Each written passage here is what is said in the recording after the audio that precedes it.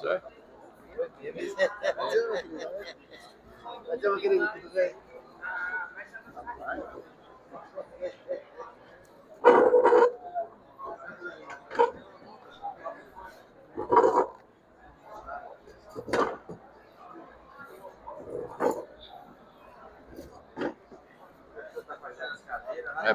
É porque o secretário é... Porque ele está preparando um negócio especial. Esse secretário é muito fraco. Não, eu já fui informado que vamos levantar uma polêmica aqui. Então começou, né? Mas não fui eu que falei, não. Bem, então a paz do Senhor para todos. Hoje a lição falando sobre a oração, né? Mas, como os irmãos bem sabem, a gente usa a lição como referência. E, como sempre, as lições são bem à la jardim de infância. É bem simples. Eu não vou aqui ensinar ninguém a orar. Hã? E aqui, como a gente está aqui no Areópago, está mais para um Areópago, né? Diga isso, sacerdote, o que era o Areópago, para todo mundo saber. A definição de Areópago. Isso é a definição, certo? Mas era um lugar onde os gregos discutiam, né? Era um local onde se discutia, aparecia alguém como os sofistas, né? Com os sofistas. Mais ou menos ia publicar um livro, ia para lá e falava... defendia uma tese, né? E aí, se fosse aceita, né? Essa era o Areópago. E Paulo... sinagoga já está mais para o templo, né? Sinagoga é um lugar público, vamos dizer assim. E é um lugar de discussão de temas relevantes, é o nosso caso aqui, né? Que é mais um Areópago. E aí a lição, resumidamente, fala da oração de Jesus pelos discípulos, aquela oração intercessória, blá, blá, blá, blá, blá, blá, blá, blá, blá. E eu não vou repetir aqui o que está escrito. Mas eu quero trazer uma outra reflexão e algumas coisas direcionadas à nossa vida cristã com relação à oração. Por quê? Porque existem algumas opiniões e alguns conceitos que a gente ouve, né, ao longo da vida evangélica, falando de oração, fé e propósito de Deus, como é que essas coisas se relacionam. E aí aparecem certas teologias, né, que os irmãos já sabem que eu sou o inimigo declarado, da tal da teologia da prosperidade, aquela que veio de Oklahoma, aquela que veio lá, que foi criada nos anos 50 e 60 por aqueles pregadores lá da prosperidade, que chegou aqui pelos anos 80, né? Então, aquela teologia bruta, né? Não a prosperidade bíblica que está prevista para os que são filhos de Deus, né? Claro. É como o Senhor diz, qual é o pai que se um filho pedir um pão, vai dar uma pedra, né?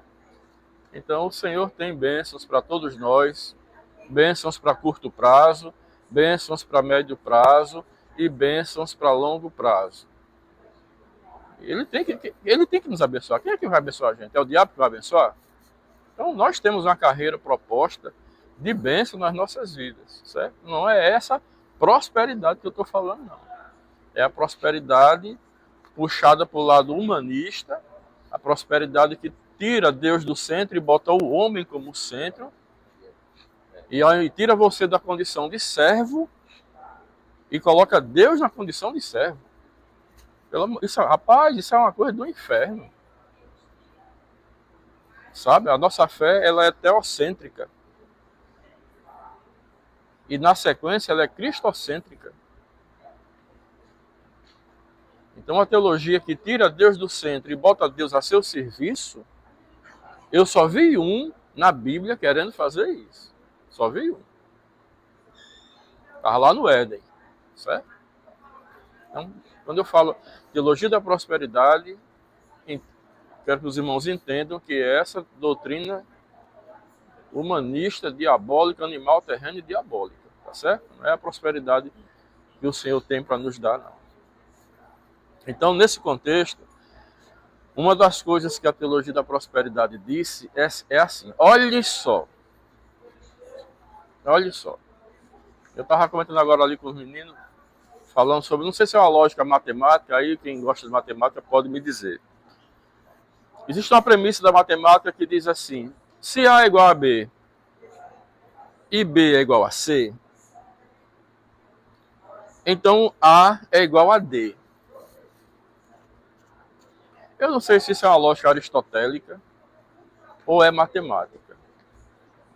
Ora, se A é igual a B e B é igual a C, e C é igual a D, então A é igual a D. Isso é verdade ou não? Então, às vezes a gente relaciona errado a causa com o efeito. Então, vou trazer isso que eu quero dizer. Essa teologia da prosperidade diz assim, que na graça, onde nós estamos, você não precisa mais orar repetindo oração. Que repetição de oração é sinal de falta de fé. Olhe só, vão associando aí as coisas. Que o crente que repete muito a mesma oração é porque ele não tem fé.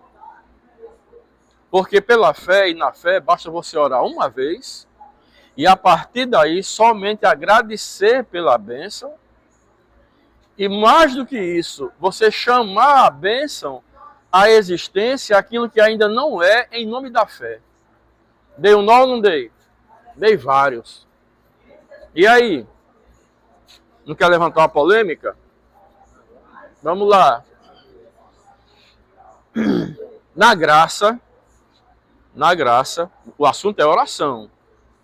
Na graça, não é preciso mais você orar muitas vezes pedindo uma coisa ao Senhor. Isso, quem diz isso não sou eu. É essa teologia. Basta você orar uma vez e a partir daí somente agradecer pela bênção que você não está vendo, mas sabe que ela vai vir pela fé. E não somente isso, começar a chamá-la à existência. Baseado naquele versículo que diz assim, Deus chama à existência as coisas que não são, como se elas já fossem. Sim. Tá errado. Pode falar. Jesus ele ensina as parábolas, a gente deve insistir. Ele fala da viúva, que vai várias vezes, é o mesmo pedido, não é o mesmo? Isso. Até que ele atende ao mesmo pedido. Né? E ele atende. E ele atende por quê? Por causa de quê? Da insistência. Tá vendo como a gente tem que ler a palavra? Então, essa teologia, ela dizia que não é para fazer isso, que isso é fraqueza de fé. Né? E aí viria a minha pergunta. O que é que os irmãos acham, o que é que os irmãos entendem, mas o professor Diego já levantou a questão. Então, tome cuidado com essas coisas que a gente ouve dentro de igreja. Tá certo? Aí eu anotei alguns pontos aqui para a gente discutir. Vou começar com a questão mais básica da oração, porque assim, a oração padrão é a oração do Pai Nosso, não é assim? Que a gente aprendeu, que todo mundo ora, né? Pode ser aquela oração ecumênica, o espírita ora, o macumbeiro ora, né? Mas por que foi que Jesus ensinou os discípulos a orarem o Pai Nosso? Bom, porque nem isso eles sabiam. Aquele povo era tão bruto, espiritualmente, que o Senhor teve que ensinar pelo menos uma oração padrão. Agora, se lembre que ele estava ensinando quem a orar? Os gentios? Judeus, certo? Então, os discípulos disseram, mestre, ensina-nos a orar. Cara, se os caras estão pedindo para o mestre ensinar a orar, porque eles não sabiam orar. Nem isso eles sabiam. Aí tem a questão da oração, que o Senhor vai dizer assim, quando vocês... Aí ensina o Pai Nosso que você já sabe. Aí, em outra ocasião, o Senhor diz assim, quando vocês forem orar, Quais são as duas recomendações da oração? Era por ritual, né? Esse aqui é o problema. Quando você for orar, entre no seu quarto, feche sua porta e ore em secreto. Certo? Ao Pai, E tudo ouve, tudo vê. poucas casas naquela época tinha porta e quarto. Era uma cortinazinha. Talvez o sentido ainda seja. Mas não falar a verdade, naquele contexto ali, quando Jesus estava falando isso, pouca gente tinha uma porta no quarto. Mas tinha porta.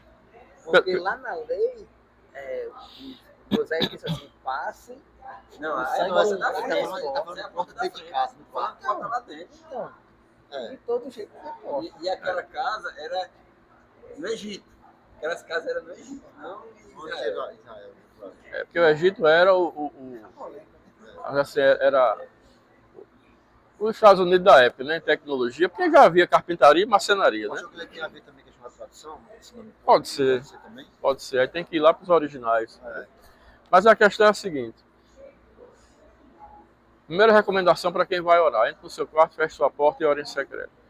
E o que é que o Senhor disse? Quando vocês forem orar, não useis de vãs repetições. Pronto. A teologia pegou isso aqui. Certo? Só que essa vã repetição, sabe o que é? É a questão do ritual. Que a oração não é essa oração voluntária que parte do Espírito. É aquela que eles fazem ainda hoje, assim, ó.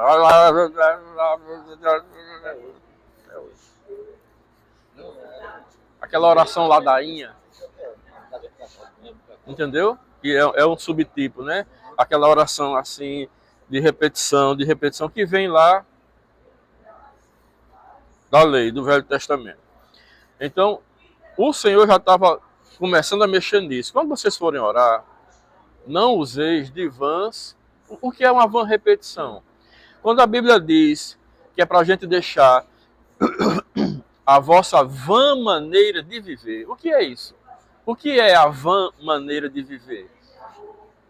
O que é uma coisa vã? Não é uma coisa fútil? Não é uma coisa assim que sem utilidade. Você vive, mas é uma vida vã. Não tem um objetivo sólido, não tem um propósito justo, né? Beber, fumar, beber, tem até um forrozinho aqui, né? Beber, dançar e fumar, né? E depois cair, depois ir para casa. Essa é a vossa vã maneira de viver. Então, essa palavra vã tem a ver com coisa inútil. Repetições inúteis. Allahu Akbar, Allah, ou qualquer outra coisa. Não era mais isso que o Senhor queria. Nem a graça estava apontando para isso. Né? É uma oração mais pessoal, muito mais do que uma reza, vamos dizer assim. A questão da porta, né, que foi levantada. Fala aqui para os irmãos, fiquem em pé. Como se fala aqui sobre o quarto, na verdade, ele faz referência aqui a um aposento interior da casa. Então seria como uma despensa, um depósito. Fica mais lá para dentro, não é como um cômodo mesmo, um quarto que você usa para dormir ou na sala, né, a divisão dos cômodos. Não tinha porta mesmo. Mas nessa parte mais interna da casa, como era uma despensa, aí tem uma porta. Aí ele fala para você entrar nesse lugar mais reservado. Tanta intimidade. Outra coisa, e puxa a porta. Nesse versículo. E Jesus fala também como se fosse uma parábola. Ele estava usando uma figura de linguagem para explicar para nós o modo de orar. Não literalmente que era para você estar dentro do seu quarto, fecha a porta e ora. Ele estava assim, dizendo para você que vai buscar mais intimidade comigo, mais proximidade comigo. Tem um sentido espiritual. É isso. Não é Sim. sentido literal Sim. de fechar a porta. Então, que alguém reclassificou como é que deve ser uma oração, né? Eu vou dizer aqui só por... Mas o que vai ensinar você a orar é a sua dor. Então, a oração normal, e você começa, né, antes que o sono chegue, né? Porque quando você se ajoelha com dois minutos, coça as costas, dói o joelho, você vai bocejar, porque a carne vai conspirar. E você orar é assim mesmo, viu? Mas, via de regra, a primeira fase da oração, a fase de glorificação do Senhor, exaltar sua majestade e coisas relacionadas. Posteriormente, a parte de louvor, de adoração, de magnificência da grandiosidade do Senhor nas nossas vidas. E na terceira fase, mais ou menos a parte do petitório, né? Porque toda oração é acompanhada de uma petição, né? E aí a palavra diz agora em Filipenses, acho que eu marquei aqui, diz assim que sejam todas as vossas petições bem conhecidas diante do Senhor. Então, basicamente, a oração engloba essas três fases, né? Mas é como eu digo, na hora do aperreio, você já entra clamando, você pula as etapas, Da terceira você vai para a primeira. e você vai logo para a última. Chega Jesus! Só dá tempo de dizer chega Jesus. A glorificação, a exaltação ficou para trás. O que você quer é que o Senhor chegue com socorro na sua vida. E vem aquele refrigério. Aí depois, Jesus, tu é muito bom. Aí você vem de trás para frente. E termina tudo com um hino. Então, essa questão de ordem de oração, esqueça. Tá bom? Quem vai lhe guiar na sua oração é o Senhor. Mas, para quem gosta de método, são três fases. A intenção da oração, né? Então, Senhor, deixa de ser ansioso, porque você já está lá indo lá para frente, você já está muito agoniado do juízo, vamos chegar nesse aí também. Então, Filipenses 4, 6 a 7, tá? Foi o que eu li. Sejam todas as vossas petições bem conhecidas diante do Senhor. Filipenses 4, do 6 ao 7 é o que está escrito. Aí vamos lá. Primeira pergunta, alá Diego. Toda oração é respondida? Se aperrei, não. Calma.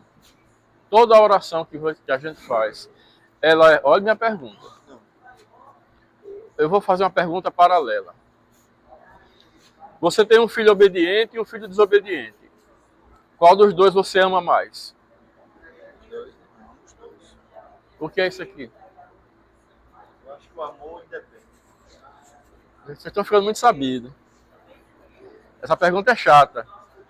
Que a pergunta envolve amor. Porque o pai ele deve amar os dois igual. Independente se um dá mais trabalho. Pronto, a minha Cada um do jeito que Pronto, a minha pergunta era sobre o amor.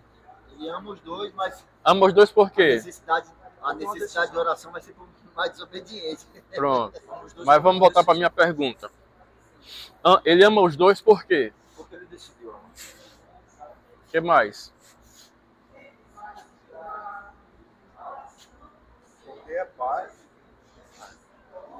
E eles são o quê? E ele foi gerado através do pai, né? Então é o amor de pai para filho. Perfeito. Ele... Não, a resposta é essa, só que, assim, ele ama por... mas o raciocínio está correto. Ele ama os pais. Eu estou falando pai, mas pai e mãe. Eles amam porque eles são filhos. Aí Hebreus diz o quê? Que o pai corrige o filho a quem? Então, pronto. Então o amor, ele é devido aos dois. Mas a minha pergunta não foi em sentir prazer, foi sobre amor. Agora, segunda pergunta, em qual dos dois os pais têm mais prazer? No obediente ou no desobediente? Quando Jesus estava na fila do batismo, lá de João Batista, veio uma voz do céu que disse o quê?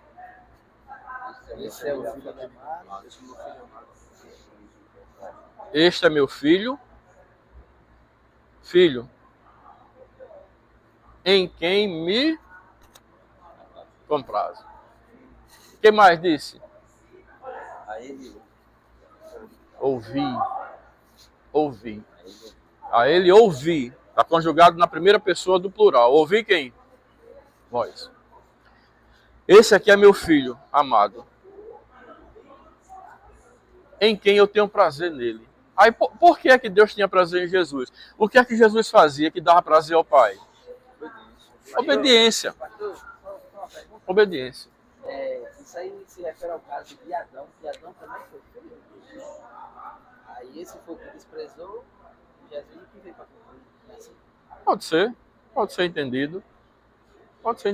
É porque Cristo é uma simbologia de Adão também, né? O segundo Adão, né? Deus não criou Adão. Então você vê que o amor de Deus, ele é incondicional. Já o nosso, o humano, ele é meio condicional, né? Então,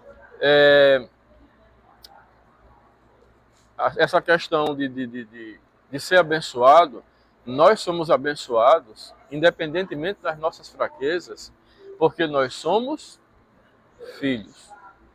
Aí repare uma coisa, irmãos, olha, a questão do prazer de Deus em nós não tem muito a ver com a sua fraqueza.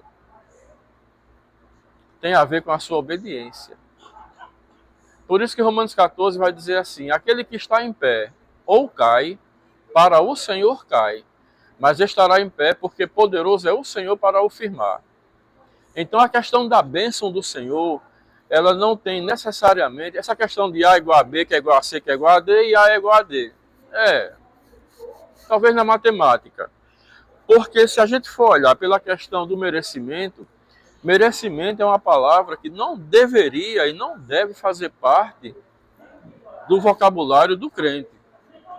Então quando você for orar, eu já falei isso outras vezes, aquela oração que o assembleano, a gente foi ensinado a orar, a oração do miserável.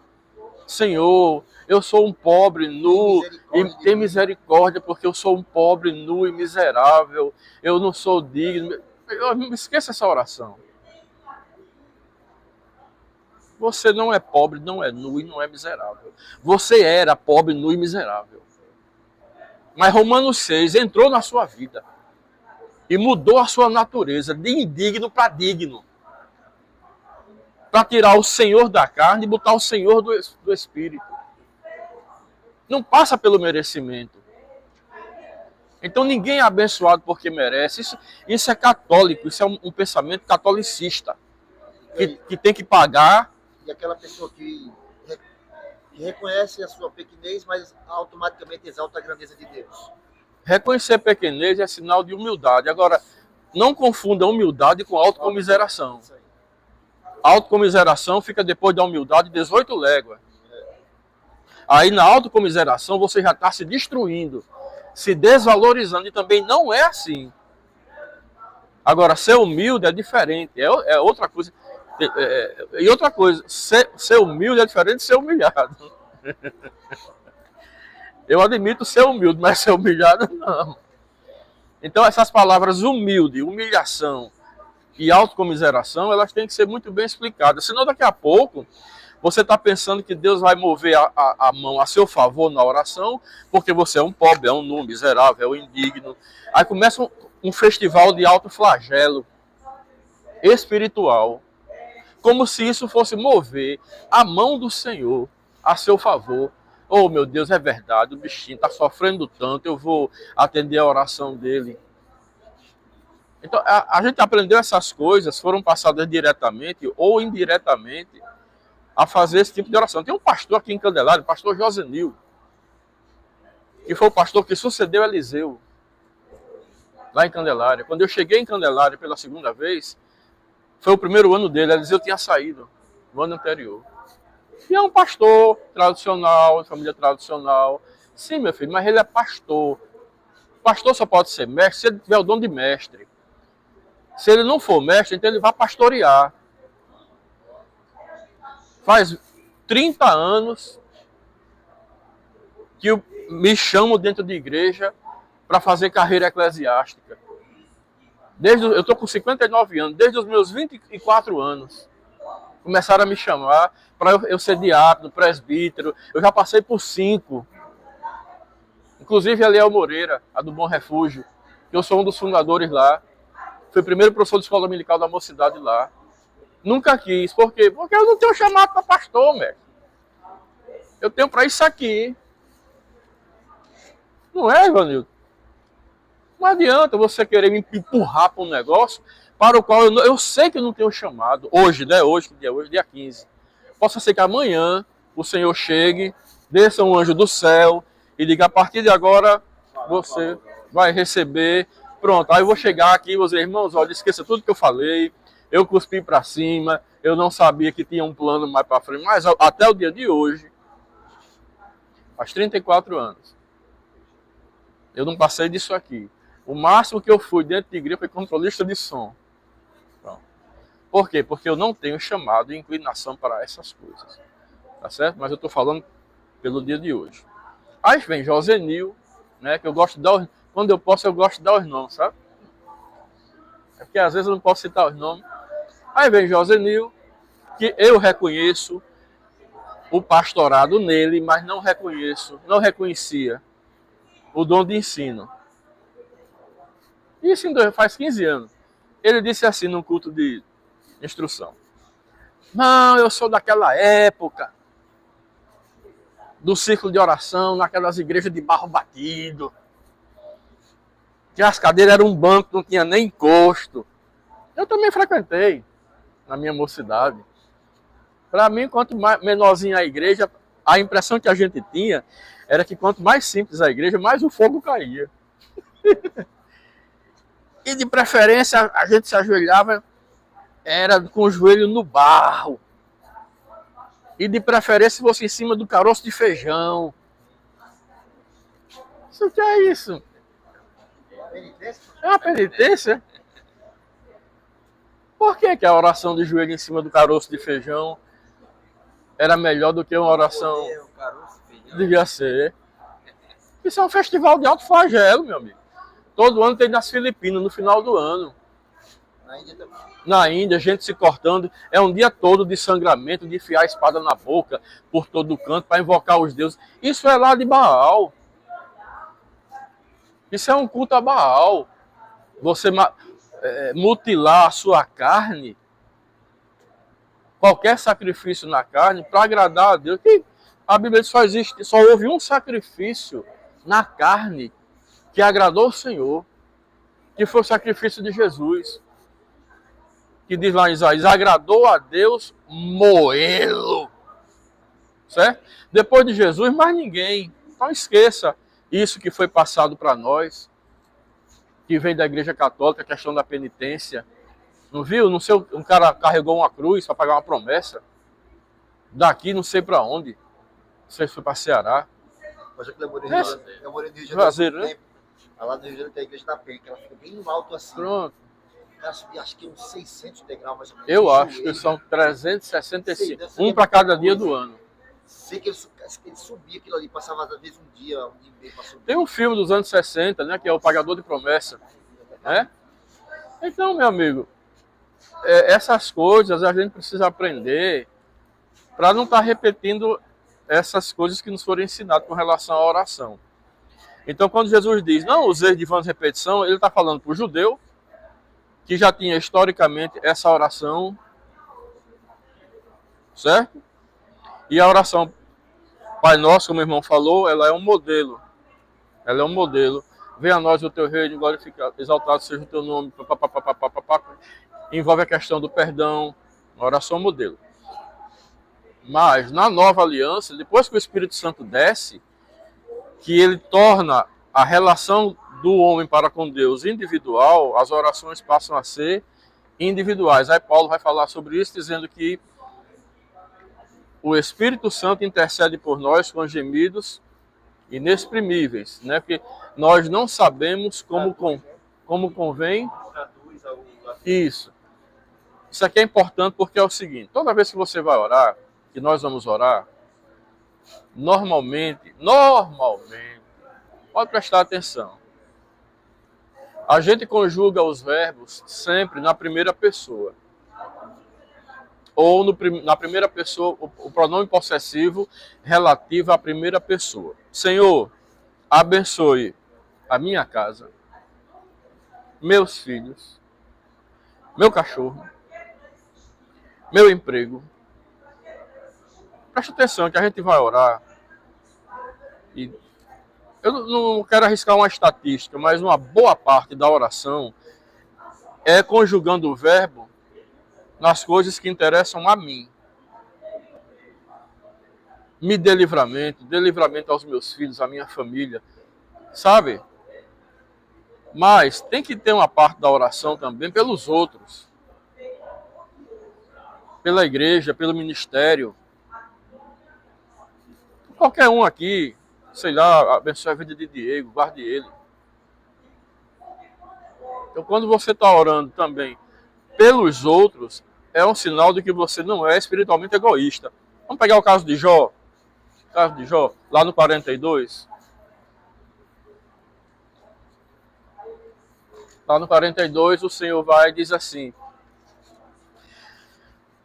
Quando o Senhor vai falar com Jó, depois daquele bate-boca, né, daquele embate filosófico ali, que durou 39 capítulos, aí o Senhor chega, tá lá os amigos de Jó, aqueles amigos, os amigos da onça, né? Aqueles amigos da onça de Jó, tirando Eliú já tinha falado, Eliú já tinha entregue a palavra, e a palavra estava com ele.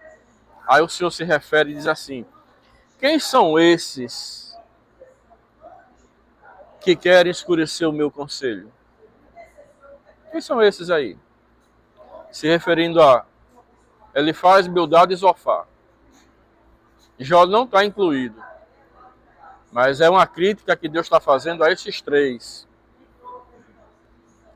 Aí diz assim, eu vou parafrasear, né? Diz assim, vós não dissestes ao meu servo Jó o que era reto a meu respeito. Portanto, vocês peçam ao meu servo que orem a mim. Olha aqui a triangulação. Vocês peçam ao meu servo que orem a mim para que eu não vos trate conforme a vossa loucura. Eles não podiam orar direto, não? Tem uma coisa interessante aqui nessa fala do Senhor.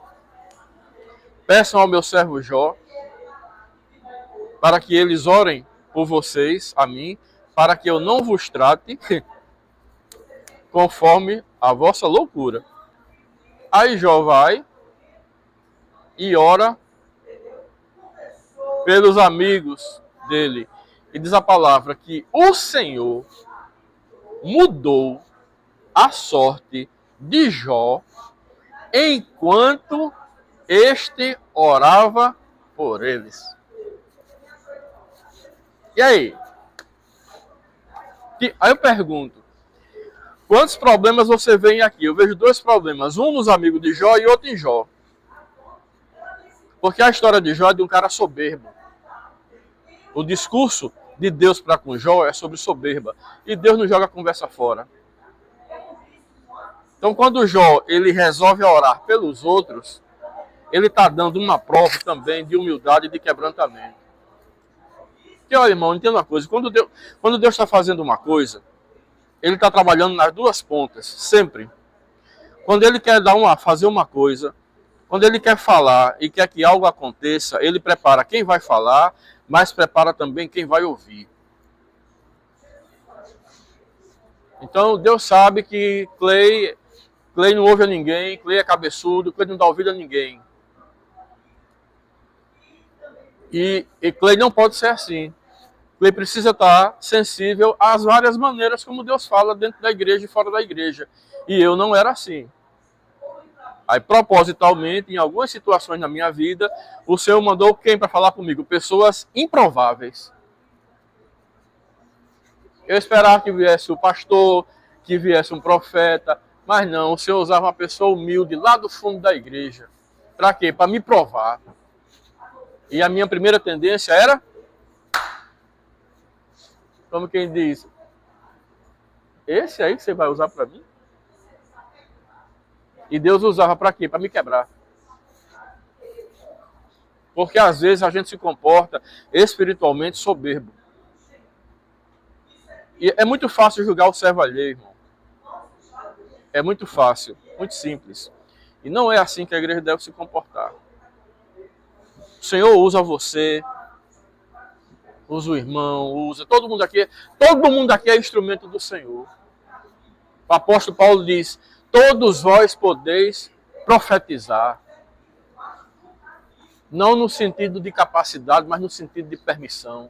Todo mundo aqui pode ser usado profeticamente para entregar uma palavra de bênção para todo mundo aqui. Mas o soberbo não entende assim. Acho que alguém aqui já ouviu falar, que a pessoa estava em cima lá de casa, estava consertando a boia da caixa, e o motor não tinha nada. E repente eu tô lá no fundo, a caixa tá pra trás, eu tô lá, não tô vendo a rua aqui, né? Eu tô lá atrás, e de repente eu escuto uns glória bem alto na rua. Glória a Deus, aleluia. Aí é pentecostal todo. Aí foi aumentando aquela voz, foi chegando mais próximo, aí daqui a pouco começou a falar em línguas. Começou a falar em línguas e começou a entregar uma mensagem. Aí eu digo, eita Jesus. E eu sabia quem estava recebendo a mensagem, porque eu tinha visto quem estava na calçada. E eram duas irmãs que estavam meio frias na igreja. Aí quando eu digo, rapaz, eu vou olhar, porque o negócio ali tá. Aí desci, vim mais para perto da ponta da casa, né? Da frente da casa. E quando eu olho, aí eu vejo um mendigo com uma sacola bem suja nas costas, um cabelão, chapéuzão, todo cara todo sujo, de rua, uma pessoa de rua. Aí eu digo, rapaz, aí eu vejo ele se aproximando da calçada, eu digo, rapaz, o cara vai atrapalhar a mensagem que o irmão tá dando para a pessoa.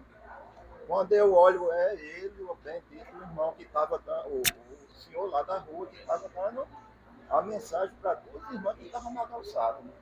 Eu digo aí como Deus faz, né? Não trouxe um crente, não trouxe uma pessoa de igreja, assim, não. Ele pegou uma pessoa de rua, um mendigo de rua. O improvável, né?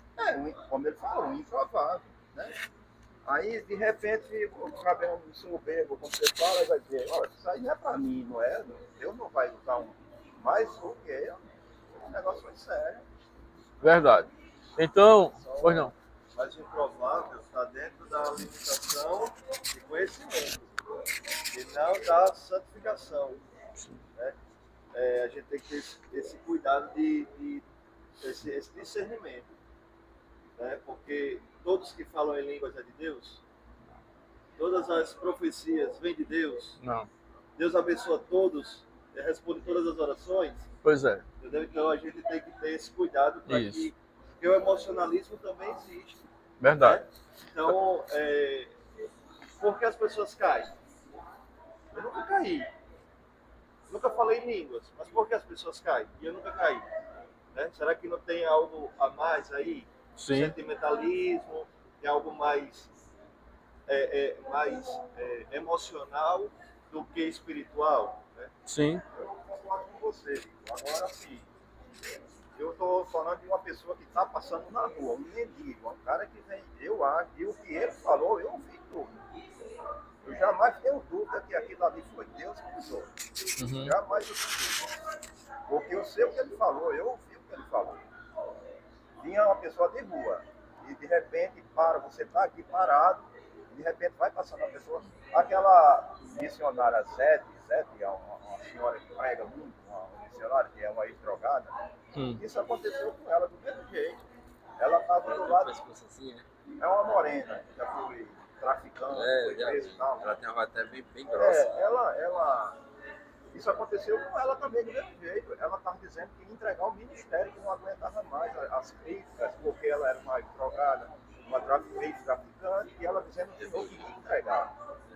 Quando ela vai passando no meio da rua assim, ela não pensa nisso, vou entregar, não quero mais não, quero mais fazer isso não. De repente, lá do outro lado da rua, uma pessoa do mesmo jeito, um mendigo, gritou, ei, você não vai entregar nada. Eu acho que é o mesmo caso da burra de Balaão. Pronto, é isso que eu ia dizer. Né? Por quê? Mas o senhor já tinha falado antes ou não? Já tinha mandado mensagem ou não? Teve que usar a burra para que aquela pessoa entendesse. Foi teimoso, né? Mas essa questão é mais profunda, né? É porque ele não vai entender. Eu acredito que não é o fato de ser um mendigo, mas é porque chegou numa situação tão crítica que Deus usou alguém, entendeu? Improvável aos olhos humanos, né? Porque o improvável também pode ser uma pessoa que zela a igreja, né? Mas usou aquela pessoa para dizer assim, dá um choque de realidade. Eu vejo dessa forma. Sim, pois não. Agora você falando sobre o pastor da casa, eu vejo assim, quantas pessoas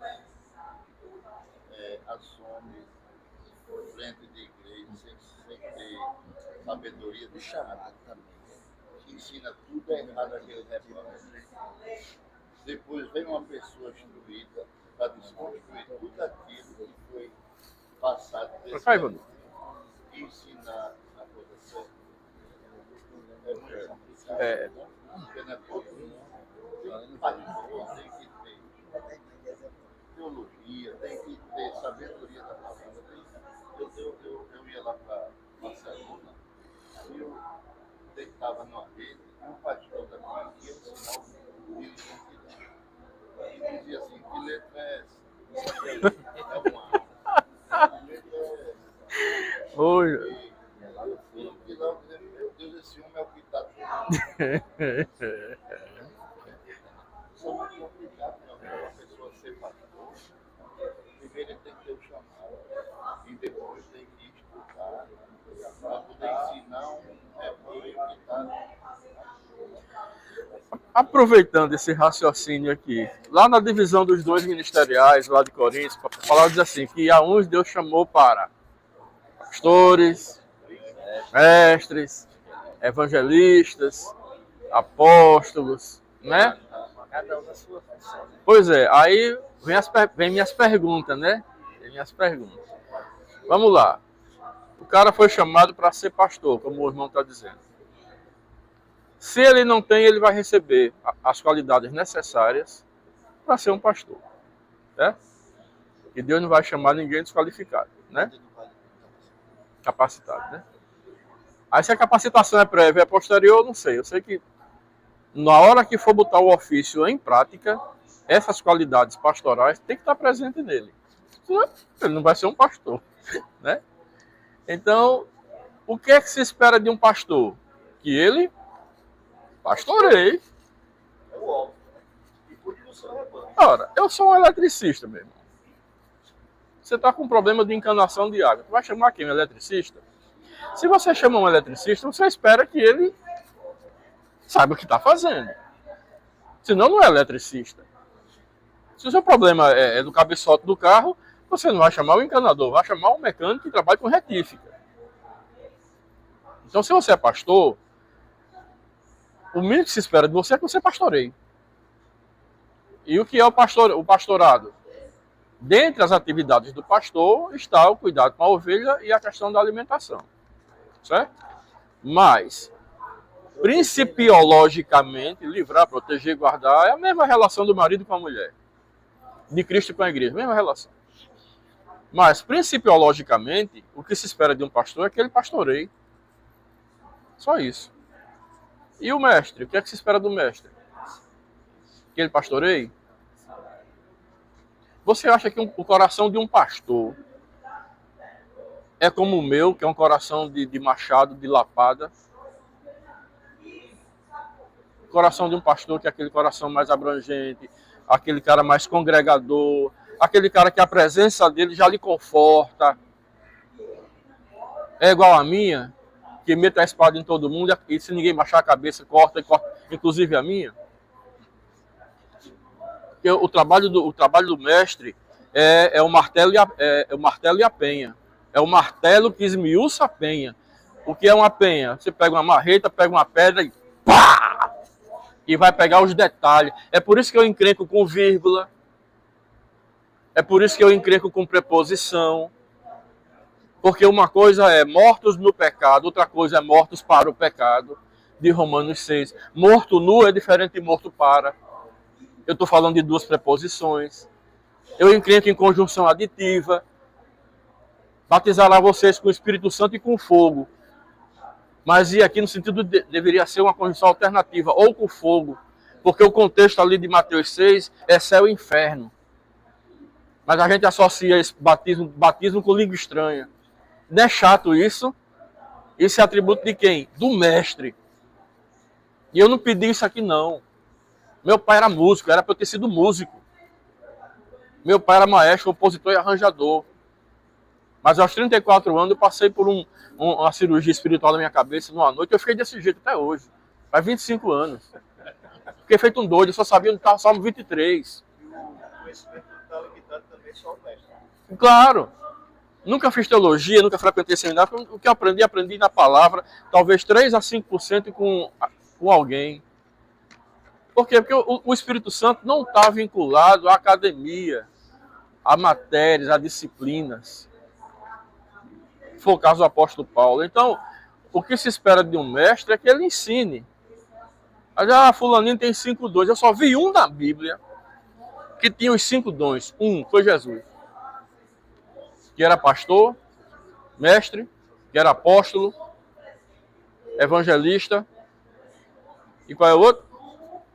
Vamos lá, é os dedos da mão. Sacerdote. Não, eram os dedos da mão. Dedo da mão. Pastor, aquele que toca, pode tocar, só ele pode tocar nos outros. Esse dedo aqui. É aquele que pode tocar nos demais dons. Tocar, que eu digo, ele tem acesso. Além do pastorado, ele pode operar como mestre e nos outros. Profeta, aquele que aponta. Você não aponta com esse, você aponta com esse. Esse seria o profeta. O evangelista, o maior de todos, o que alcança maior número de pessoas. O apóstolo está ligado ao coração, aquele que abre trabalhos e igrejas, está mais ligado, é um que está ligado à artéria do coração. E o mestre, aquele que vai em lugar que ninguém pode ir. Certo? Você não coça o ouvido com o polegar, nem com esse, é com esse aqui. Então, 5 dons ministeriais, basicamente, isso é uma comparação, tá certo? Bem didático. Então o mestre é aquele chatinho, é aquele que está ali, menorzinho, mas que ele é encrenca, ele é chato, é um professor, todo professor quer que o aluno aprenda, por isso que o professor é chato. O menino chega na aula dizendo, não, pro que ir pro molde? Não, meu filho, pro que ir pro molde? Não. É do professor ser chato e ser detalhista, tá certo? Então, o caso de Josenil estava na função de pastor, então não era exigido dele que ele fosse um mestre, mas tem pastores que são pastores e mestres. Na minha opinião, Eliseu é um. Tem outros, certo? Agora, vou fazer uma pergunta bem... Dito isto que eu falei, a quem compete, biblicamente, a quem compete a missão de doutrinar a igreja? Biblicamente falando, a quem compete ou competiria da doutrina da igreja? O mestre. E aí? O que é doutrina? O que é doutrina? Um conjunto De verdades que a igreja deve... verdades que a igreja assume, diretrizes, normas. Tá, doutrina, questão administrativa. Doutrina bíblica. Biblicamente, quem é o conhecedor das escrituras? O mestre. Quem é? Não, aí você já botou um também. Não, mas é também. A função do pastor não é só pastorear. É também saber, de acordo com as escrituras, como pastorear. Eu estou falando ministério por ministério. Então ele também pode ser profeta. Pode também. Mas ele é profeta? Não sei. Então, a questão é o ofício. Estou falando em ofício. Quem foi o último profeta? Não foi João Batista? Aí o povo diz que o dom de profecia desapareceu na igreja. O dom de profecia desapareceu como o dom principal, que no Velho Testamento o povo era guiado por quem? Pelo profeta. Mas o dom de profecia, ele subsiste na igreja do Novo Testamento, não mais como o dom principal, porque agora todo mundo é guiado pelo Espírito Santo, e não por profeta. Mas ele aparece como dom acessório, e não como dom principal. O dom principal no Velho Testamento, para guiar o povo, era por meio do profeta. Assim diz o Senhor. Vamos por aqui, vamos por ali. Certo? Até João Batista, que foi o último, morreu sacerdócio e agora passa por de Cristo. Mas o dom de profecia aparece como lá os frutos do Espírito. Então ele deixa de ser... Hoje ninguém aqui mais é guiado por profeta. Então o Batista está certo e o presbiteriano está certo. Ministerialmente falando, o profeta, a figura do profeta como líder de um povo, deixou de existir. Agora, o dom de profecia, que nós somos pentecostais, a gente sabe, O dom de profecia existe agora na função secundária como um dom acessório dentro da igreja. Mas como o dom, ministério principal, não. Aí vem a questão do pastor. Ministerialmente falando, a função dele é pastorear. Ele pode ensinar? Pode. Pode. Mas o que vai ser exigido dele, quando for feita a cobrança dos talentos, o que é que você fez com o seu talento? O que é que vai ser exigido dele? Eu lhe dei o dom para pastorear. Não, mas é porque eu gostava muito de cantar e eu fui cantar. Sim, mas o que é que foi dado a você? Foi para ser pastor. Então você tem que frutificar naquilo que o Senhor lhe deu. Porque no reino de Deus você não faz o que você gosta. Você faz o que é preciso. Então pode prestar atenção que na cobrança lá de cima o Senhor não vai cobrar boas obras. Ninguém vai ser cobrado por boas obras. Vai ser cobrado pelo talento, se enterrou ou se frutificou nele ou não. O que é que você fez com o talento que eu lhe dei? Não, eu multipliquei e ganhei mais 10. Servo bom e fiel. Entra, pois, no meu descanso. E você fez o quê? Você recebeu o quê? Eu só recebi 3. E fez o quê? Não, eu ganhei mais 3. Então, servo bom e fiel. Entra, pois, no meu... E você fez o quê? Eu só recebi 1. E fez o quê com 1? Se você tivesse dito assim, não, eu ganhei mais 1, qual seria o resultado? Servo bom e fiel.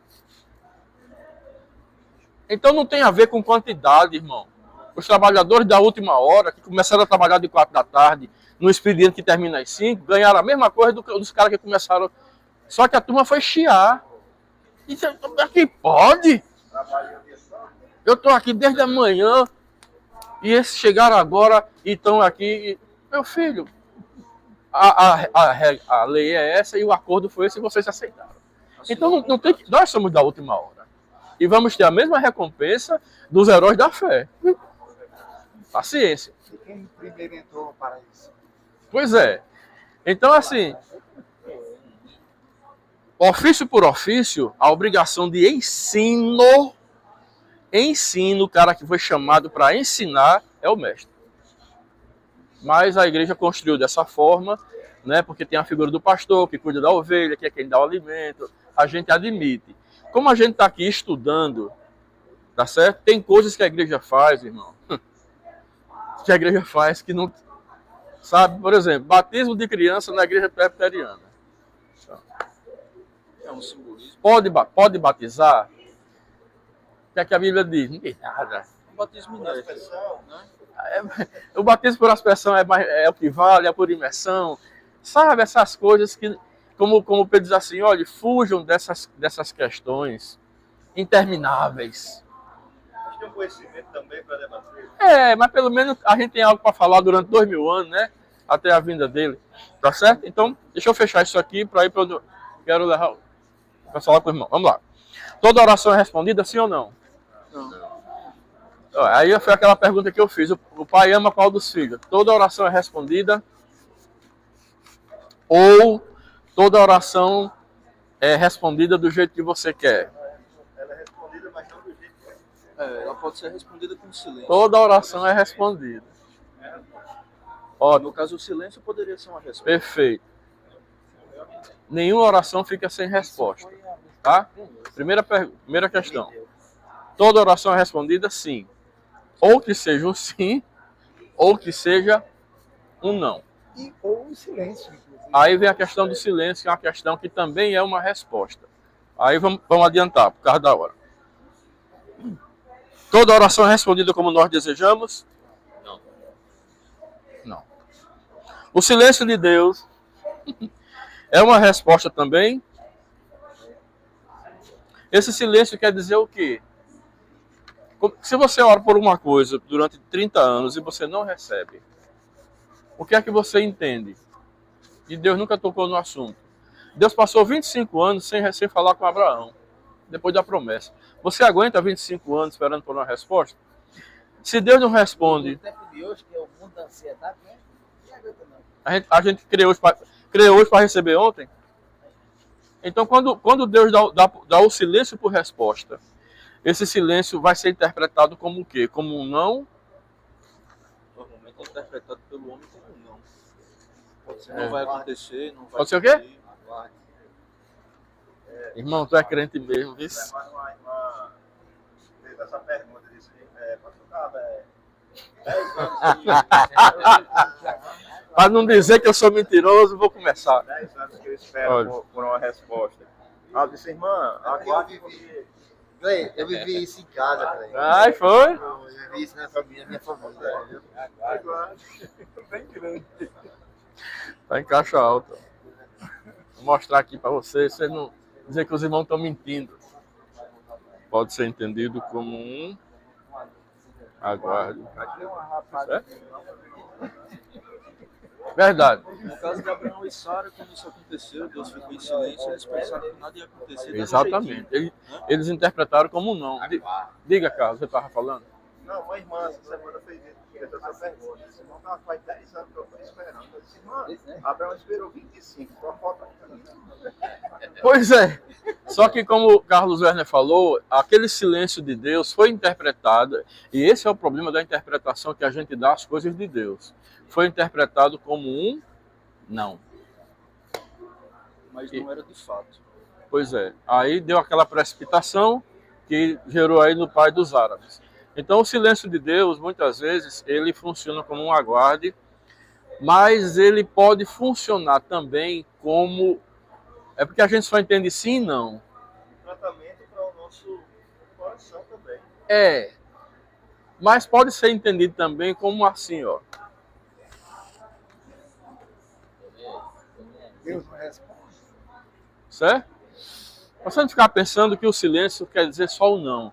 Às vezes ela é uma oração que, assim, nem bota para frente e bota para trás, que eu vou tocar mais aqui agora. Mas, no caso dessa questão de ser sim ou não no silêncio, a gente também temos que ter a visão de saber que aquele silêncio vale a pena aguardar ou ali entender como algo que Deus não quer mais que aconteça, ou que seja. Sim, entendeu?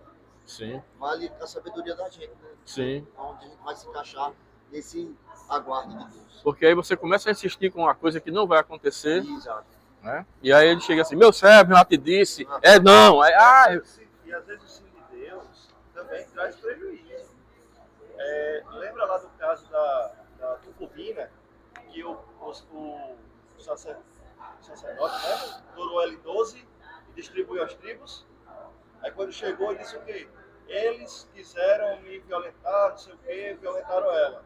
Aí o que foi que as tribos fizeram? Vamos lutar contra eles. Sim. O sacerdote foi lá, pode ir, Deus, pode ir. Matou quantos?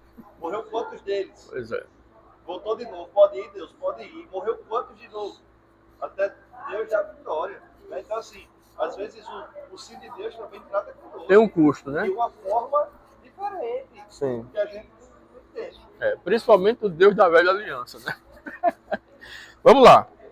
Mas eu não disse Outra pergunta. Por que orar? Já ouvi isso aqui. Ora, se a Bíblia diz que em Deus opera em nós o querer e o efetuar, então eu vou orar para quê? Se tudo já está previsto e determinado, eu já ouvi essa pergunta. Por que eu tenho que orar? Tudo já está previsto? O que eu vou receber e o que eu vou perder? Pessoal, quando eu vou falar de calvinismo, para que eu vou pregar? Todo mundo já. Pois é. Aí eu respondo. Responda. Eu respondo. Responda. Porque a gente deve pregar, porque aqueles eleitos vão ouvir. E o Senhor vai abrir o coração deles. E aí devemos pregar. Precisa ter quem pregue. Lógico. É por isso que a pregação do Evangelho não foi dada a Aí anjo. tem 1000 pessoas, 10 né? aceitou.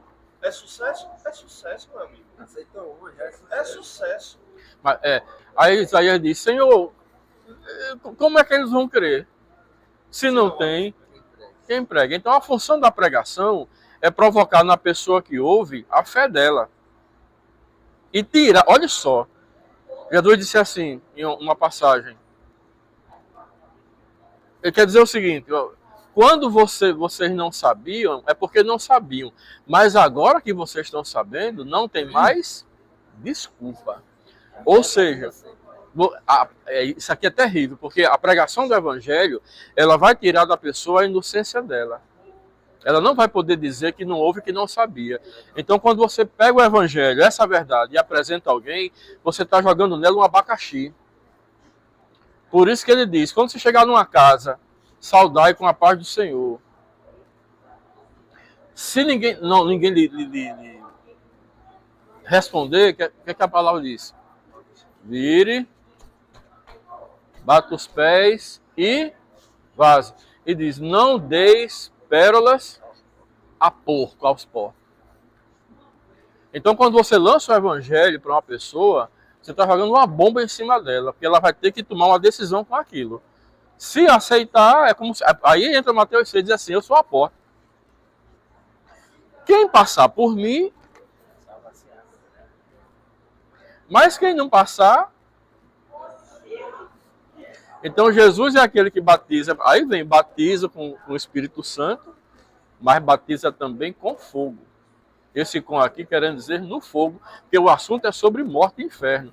Esse que ele está com o machado já está posto à raiz da árvore. Já está aqui, meu filho. Lá no ponto. Toda árvore boa, o que é que meu pai faz? Poda. E outra coisa, essa árvore aqui é boa, não é ruim não. Ela não é infrutífera e não é estéril não, porque a estéril é pior, porque ele amaldiçoa e ela seca. Ele está falando de Israel que era para dar fruto e não estava dando. Ele diz, toda árvore boa que dá fruto, o que é que o pai faz? Ele poda que é para dar mais. Isso aqui não é nadinha, você é crente, está frutificando. Eu pergunta a uma árvore, se na hora da poda dói nela. Dói ou não dói? Não, agora sim. Então não acho estranho não, porque o crente passa tribulação não. Porque você está na peia, está na tribulação. Quando você pensa que vai melhorar, aí vem outra pior. Eu perdi meu emprego eu era representante de remédio. Ganhava 10 salários mínimos.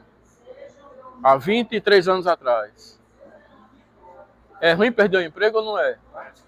É ruim perder o emprego de 10 salários? É ruim perder o emprego de 10 salários com família? Se fosse a sua mulher perdendo o emprego, tudo bem. Né? Perdi meu emprego. Me senti o mais coitadinho dos homens. Aí um ano depois, eu estava afundado com depressão, veio a morte do meu pai. Meu Deus. Aí no ano seguinte a morte da minha avó. No outro ano a morte do meu tio. Depois do meu outro tio. A árvore está quase sem nada já. Aí eu disse... Não, o parafuso tinha estrompado a rosca já. Eu digo, como é isso aqui, rapaz? Eu tô dentro de um problema que eu achei que eu já ia morrer, ainda vem a morte, assisti a morte do meu pai. Irmão, olha, entenda uma coisa. Deus não tem pena de ninguém. Certo? O que você tiver de passar, Ele alertou, né? você vai passar. Ele alertou sobre tudo. Sim. É aquela construção, né? É a construção.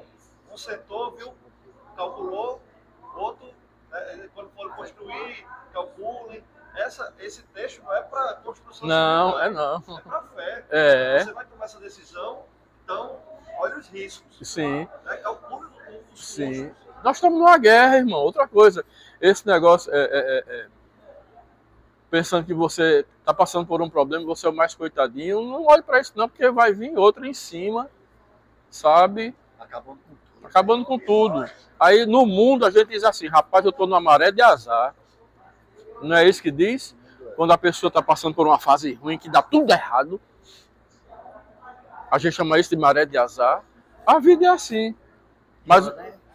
Pois é, o cara tá bom ali, tudo, aí de repente perde a família, fica doente, a mulher encheu o saco, perdeu todos os bens, mas a morte está presa para ele. Engraçado que ele não sabia que não ia morrer, Deus sabia que ele não ia morrer, os anjos sabiam, o diabo sabia, só ele não sabia. Então o crente passa, ainda pediu, não vai não, é muito fácil morrer, para Deus é muito fácil morrer, Deus nunca quer matar, Ele quer ensinar. Dá mais trabalho ensinar do que matar.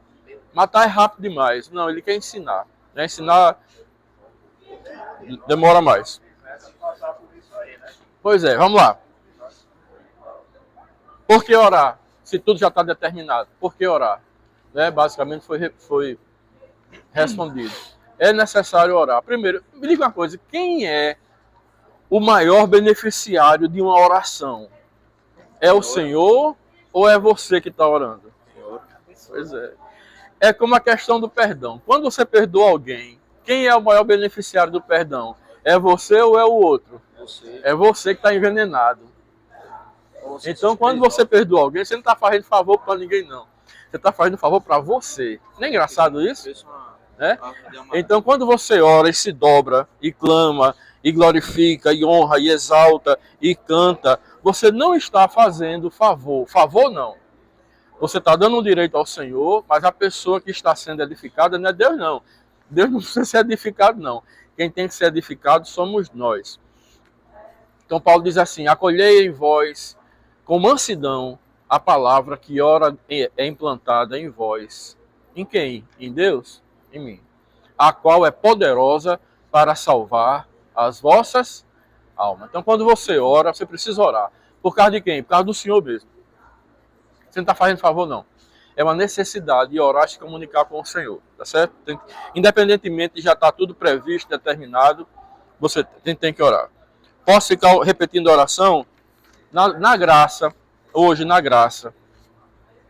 Jesus disse: quando for orar, não utilizeis de vãs repetições. Mas entre Jesus e a graça tem a cruz de Cristo. Eu pergunto, na graça, eu posso ficar usando de repetições? O que é que vocês acham?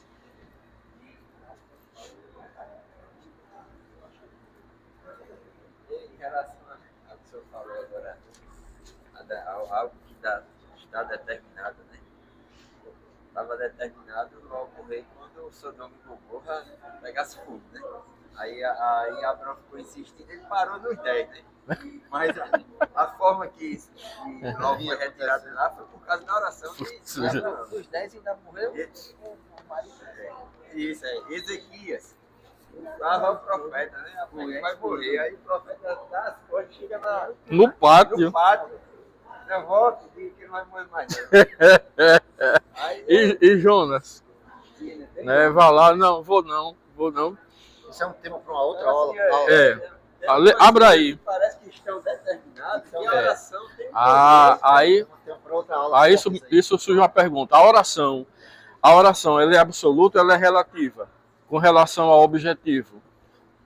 Toda oração, ela é absoluta ou ela é em relação ao objetivo que você quer. A sua petição, ela é absoluta ou relativa para terminar a aula? O que é que você acha?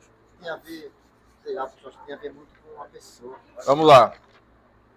Abra aí, uma pessoa abra Deuteronômio 3, outro abra Mateus 26, outro abra Marcos 9 e outro 2 Coríntios 12. Eu vou dizer os versículos. Deuteronômio 3. Quando estiver pronto, a gente lê. 2 Coríntios 4. 12, 9. 2 Coríntios 12, 9. Deuteronômio 3 vai ser do 6 ao 7. Mateus 26, 39. Marcos 9, 28 a 29. 2 Coríntios 12, 9. Alguém abra 1 João 5, 14. E depois Efésios 3, 14 a 21. Aqui é Bíblia. 1 João. Bora. Deuteronômio 3, 6 a 7. E as destruímos completamente, como fizemos a Seom, rei de Hesbom, destruindo completamente os homens e as mulheres e as crianças de todas as cidades. Mas todo o gado e os despojos das cidades tomamos por presa para nós. Não. Deuteronômio. Desculpe. Foi a digitação. Deuteronômio, leia de novo, Diego, do 24, 3, 24 a 26. Ó Senhor Deus, começaste a mostrar ao teu servo a tua grandeza. Oração de Moisés, quando o povo ia passar pelo Jordão, depois de 40 anos de aperreio. E Deus tinha dito a Moisés que ele não ia entrar, porque ele não santificou a Deus nas águas de Meribá. Aquela desobediência de Moisés, que era para ferir a rocha uma vez, e ele feriu duas. Por causa disso, você não vai entrar. Aí chega o dia de entrar. Tá? Esse aqui é o dia de entrar. Ó Senhor Deus, começaste a mostrar ao teu servo a tua grandeza, e a tua mão forte. Pois que Deus há nos céus, Deus na terra, que possa fazer segundo as tuas obras. E segundo o teu poder, suplico-te, deixa-me passar. Deixa eu entrar. E ver a boa terra que está além do Jordão. Olha, tá em Igapó ali. O monte e o Líbano, mas o Senhor se irou comigo por vossa causa, e não me ouviu. E o Senhor disse, basta, não me fale mais desse assunto. Primeiro não da Bíblia, desse tamanho. Próximo, rápido. Quem é o outro? Mateus 26:39. Quem abriu? Lê aí. E levantou um pouco, curvou-se com o rosto no chão e orou. Meu pai, se for possível, afaste de mim este cálice. Contudo, que seja feita a tua vontade e não a minha. De quem foi essa palavra? Jesus na cruz. Deus passou dele o cálice. Uma oração que não foi respondida. É o segundo não. 3. Mateus 9:28-29. E quando entrou em casa, os seus discípulos me perguntaram a parte: por que o não podemos nós expulsar? E disse-lhes: esta casta não pode sair com alguma coisa, a não ser com oração e jejum. Certo. É autoexplicativo. 2 Coríntios 12:9. E disse-me: a minha graça te basta, porque o meu poder se aperfeiçoa na fraqueza. Por vontade, pois, me gloriarei nas minhas fraquezas, para que em mim habite o poder de Cristo. Oração de Paulo pedindo para o Senhor repreender o espinho na carne. Um mensageiro de Satanás que vinha esbofetear ele todo dia. Foi o que Deus disse? Você morre com ele, mas não morre dele. Então, irmão, a oração que resolve, a oração que funciona, leia 1 João 5,14 e Efésios 3:14-21. Esta é a confiança que temos nele, e se pedirmos alguma coisa segundo a sua vontade, ele nos ouve. Só João fala sobre isso. Se pedirmos alguma coisa segundo A sua vontade. a sua vontade. Inclusive, João também diz que tem alguma oração que, se for de morte, que não adianta orar. Pecado de morte não adianta. O Senhor diz assim, para os tais eu digo que nem oreis. Paulo é quem diz.